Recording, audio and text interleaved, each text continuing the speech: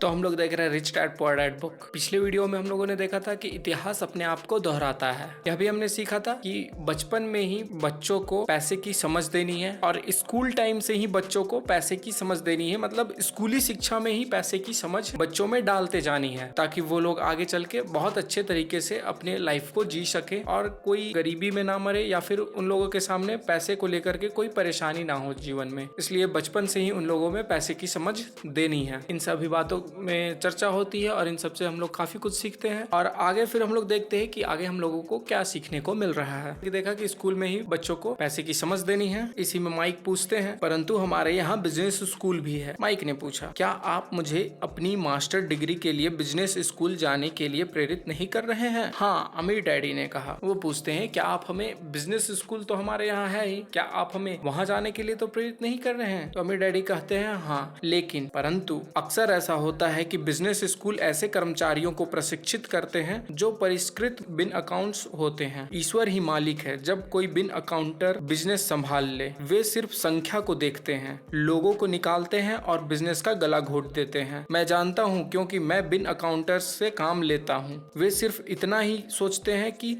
लागत कैसे कम की जाए और कीमत कैसे बढ़ाई जाए, जिससे बहुत सी समस्याएं पैदा हो जाती है। बिन अकाउंटिंग भी महत्वपूर्ण है। मैं सोचता हूँ कि ज्यादा लोगों को इस बारे में जानना चाहिए, परंतु यह भी पूरी तस्वीर नहीं बताती, अमीर डैडी ने गुस्से से कहा। वो बताते हैं कि बिजनेस स्कूल में क्या सिखाया जाता है। बिजनेस स्कूल भी एक कर्मचारी बनाता है, और वैसा कर्मचारी जो सिर्फ नंबर्स को देखता है कि मुझे अपने बिजनेस के नंबर में कैसे इनकम को बढ़ाने के लिए नंबर देखना है और खर्च को कम से कम करने के लिए, और इस तरीके से वो करते करते बिजनेस का गला घोट देता है।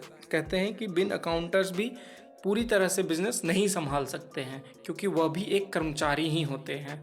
वहाँ से भी कर्मचारी निकल करके आता है, क्योंकि ये कहते हैं कि क्योंकि मैं उन लोगों से काम लेता हूँ, वो मेरे बिजनेस को देखते हैं। उनसे काम लिया तो जा सकता है, लेकिन पूरी तरीके से उन्हें बिजनेस संभालने को नहीं दिया जा सकता, जो बिजनेस स्कूल से पढ़कर भी निकलते हैं। तो फिर क्या इसका कोई हल है? माइक ने पूछा। हाँ, अमीर डैडी ने कहा, सोचने के लिए अपनी भावनाओं का इस्तेमाल करना सीखो।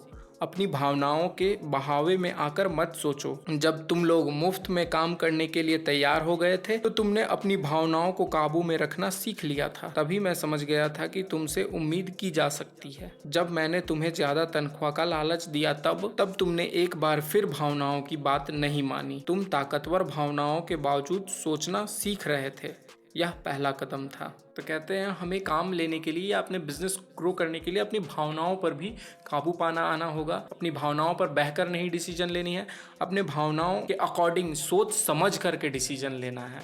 यानी ये नहीं कि भावनाओं में बहकर, जिस तरीके से इन लोगों को काफ़ी लालच देते हैं अमीर डैडी। एक बार फ्री में भी काम करवाते हैं अपनी कंपनी में अमीर डैडी इन लोगों को, और एक बार बहुत ज़्यादा पैसा का लालच भी दे करके इन लोगों को काम कराते हैं, लेकिन ये लोग उस काम के लिए उस पैसे को लेने से मना कर देते या फिर उस पर कोई डिसीजन नहीं लेते, क्योंकि वो सोच समझ करके काम करना चाहते थे। कहते हैं कि वे सोचना सीख रहे थे उस वक्त। यह पहला कदम था, सोच समझ करके डिसीजन लेना, अपनी भावनाओं में बहकर नहीं डिसीजन लेना, अपने भावनाओं को काबू में रखना। यह पहला कदम था। यह कदम इतना महत्वपूर्ण क्यों है? मैंने पूछा। यह तुम अपने आप जान जाओगे। अगर तुम सीखना ही चाहते हो तो मैं तुम लोगों को ब्रायर पैच में ले जाऊंगा। यह वह जगह है जिससे लोग बचते हैं। मैं तुम्हें उस जगह पर ले जाऊंगा जहां जाने से ज्यादातर लोगों को डर लगता है। अगर तुम मेरे साथ जाओगे तो तुम्हारे मन से पैसे के लिए काम करने का विचार निकल जाएगा। इसके बजाय तुम यह सीखोगे कि पैसे से कैसे काम लिया जा सकता है। और अगर हम आपके साथ जाते हैं, हमें क्या मिलेगा? अगर हम आपसे सीखने के लिए तैयार होते हैं तो हमें क्या मिलेगा? मैंने पूछा। वही जो ब्रायर रैबिट को मिला था, अमीर डैडी ने कहा, टार बेबी से आजादी। तो ये कहते हैं लोगों को कि तुम लोग अगर मेरे से कुछ सीखना चाहते हो तो मैं तुम लोगों को एक गेम है जो जिसका नाम ब्रायर पैच, मैं वहाँ पे ले जाऊंगा और तुम लोगों को कुछ सिखाऊंगा, और वहाँ पे तुम लोगों को सीखने के बाद टार बेबी से आज़ादी मिलेगी। क्या ऐसा कोई ब्रायर पैच है? मैंने पूछा।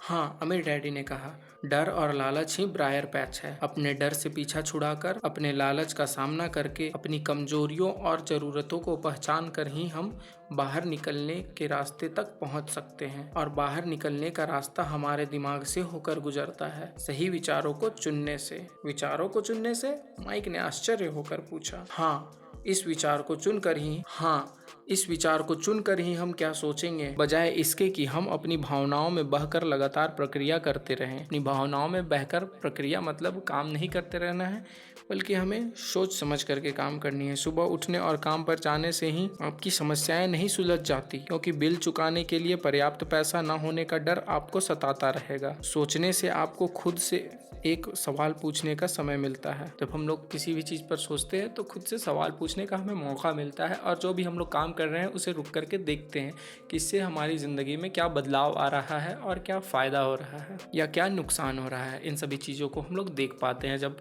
सोचते हैं, समझते हैं और रुक करके अपनी ज़िंदगी को देखते हैं। इस तरह का सवाल, क्या इस समस्या का सबसे बढ़िया समाधान इस पर और ज़्यादा मेहनत करना है? ज़्यादातर लोग इतनी बुरी तरह घबराए होते हैं कि वे खुद अपने आप को असली बात नहीं बताते कि डर हावी हो रहा है, और नतीजा यह निकलता है कि वे सोच ही नहीं पाते और इसके बजाय दरवाजे से बाहर दौड़ लगा देते हैं। टार बेबी हावी हो जाती है। अपने विचार चुनने से मेरा यही मतलब था। हमने भी देखा होगा कि जब हम लोग ऐसा कुछ सोचते हैं, अपनी जिंदगी को देखते हैं, तो काफी लोग फ्रस्ट्रेट हो जाता है कि साला क्या ही कर लिए, अपना जिंदगी कुछ कर ही नहीं पाए हैं, और पूरा फ्रस्ट्रेशन हो जाता है कि मेरे से कम उम्र का आदमी आगे निकल गया और हम कहाँ फंसे हुए हैं, इतना कर्ज है, इतना ये है वो है, कुछ भी नहीं कमा पाए हैं। तो इन सब चीज़ों को जब वो लोग सोचते हैं, ये सब चीज़ देखते हैं, तो पूरा फ्रस्ट्रेशन होता है, दिमाग में दर्द होने लगता है, बहुत सारा चीज़ होता है, फ्रस्ट्रेटेड हो जाता है इंसान। तो इसी में ये कहते हैं कि और इस फ्रस्ट्रेशन को दूर करने के लिए वो पैग लगा लेता है या कुछ बाहर निकलता है घर से और कहीं घूमने लगता है, कहीं कुछ करने लगता है कि वो फ्रस्ट्रेशन, वो थॉट पीछे छूट जाए। लेकिन